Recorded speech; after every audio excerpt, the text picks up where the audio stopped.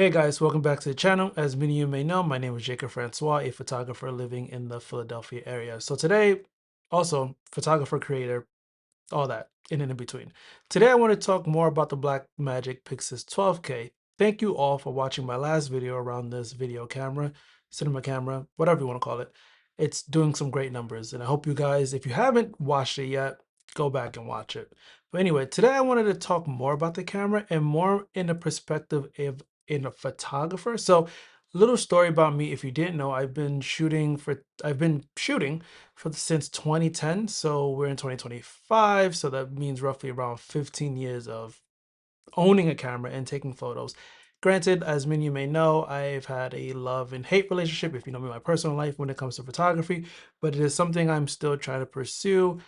And I think I'm pretty good at it. So last 2 years, I've been trying to challenge myself with more on the video aspect.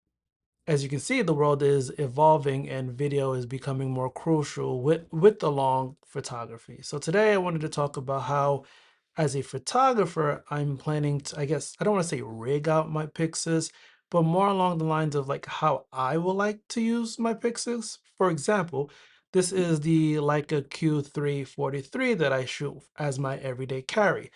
And this is the Pixis, which will be an absurd everyday carry, but I do plan on making it my everyday carry because I'm crazy like that. So the way I'm going to do that is by choosing the right lenses. So the Pixis that I purchased, I don't know if I mentioned this in my last video, is the Elmar version. And of course, if you know or you've seen any videos related to the Pixis and how they come in three different Elmars, the PL, L, EF, that most people recommend the L mount version, and for good reason.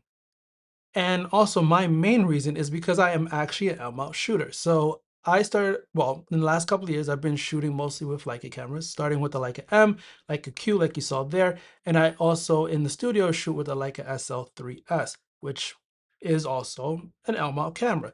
I have a bunch of lenses that are L mount, going from the Leica 24 to 90, the Sigma 28 to 70, Sigma 16 to 28, Sigma 85 1.8, so on and so forth. I also have some Lumix lenses as well. And as some of you may know, I also have a Lumix S5 Mark II, a Lumix S9. So I really wanted to stay within the L mount ecosystem because it's a great system. And the fact that I could use it, like for example, on this Blackmagic camera is amazing. So let's compare some actual lenses. So for instance, this is a Lumix 35 1.8 S lens, which is very compact, very lightweight, and does an amazing job. I'm not going to get into the specs, but when I usually use it on my S9 or my Lumix S5 Mark II, it's great, lightweight.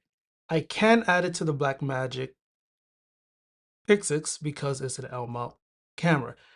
Granted, it is lightweight, but it doesn't have as much details as maybe, you know, a DZO 50, what is it, a F2, I think? I have it here. F2.1 lens might be, because those Cine glasses are meant to have some character.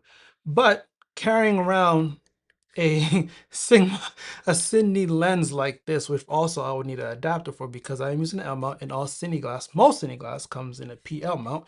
So I have this Poco Mofage, I believe it's called, adapter to be able to mount it on my Pixis. So this is heavy. Cine glass is heavy. But this autofocusing glass, which, well, autofocusing lens is super light from Lumix. Honestly, if I were to try to kit this out as my everyday carry camera, I would be using this L mount lens. Many would think as an everyday carry, this 35 would make sense. But like I said, I am a Leica shooter. That means I do own Leica M glass, which for more example, this is a Lumix 35 1.8 autofocusing lens. This is a Leica M35 1.4, a Summilux. I forget which version of this lens may be pre-FLE. If any of you are Leica shooters, you know what that means. I believe it's floating lens element. Don't know what it does, but it's just, you know, there's different versions to M glasses because they change them up every few off or for every few years. But anyway, So comparing a 35M mount lens to a 35L mount lens, granted, this 35 manual focusing lens is heavier than this, but it's also smaller.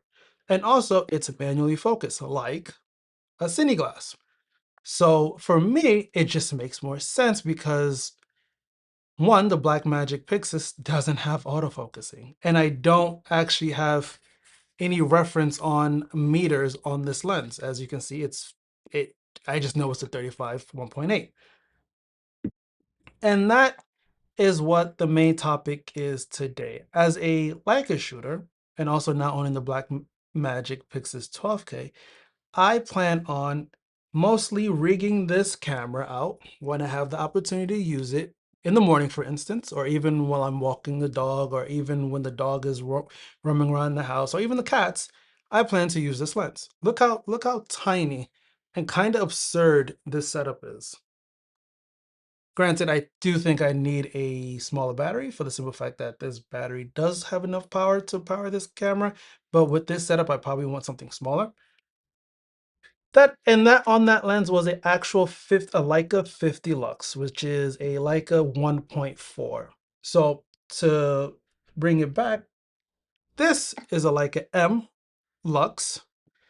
This is a DZO 50 2.1 Cine glass or Cine lens. Drastically different sizes. And of course, it's not fair to compare it because obviously this will also need an adapter, an L to M mount adapter. And I'll show that to you once I can get it off the camera. With the adapter, this is the Leica M50 Summilux. With the adapter, this is the DZL Vespit Primes. Both are 50 mils. One is 1.4, one is 2.1, I believe.